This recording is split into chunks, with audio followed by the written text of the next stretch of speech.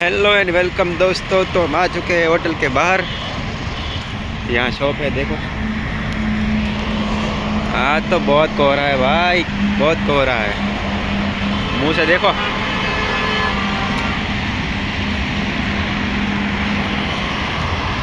चारों तरफ कोहरा ही कोहरा।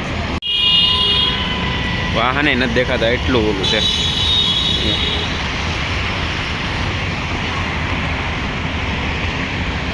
चारों तरफ कोहरा है भैया जी। वो ठंडे मुंह से आग उगल रहा हूँ मैं।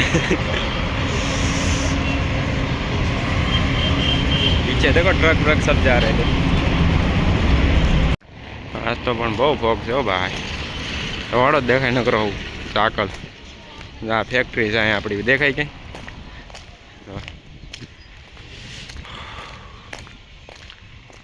ठंडू ठंडू है। केम हिम वर्षा पड़ती है जेवू लगे।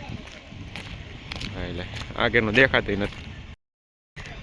ઠંડી બહુ છે ભાઈ। અહીંયા હળગાવ્યું છે તાપણી, ઘડી ઉભા રહી તાપણી પાસે। બીજું તો હું मैडम जी लेके आ गई है ये वाला। सही है, हाँ सही लग रहा है, एक नंबर।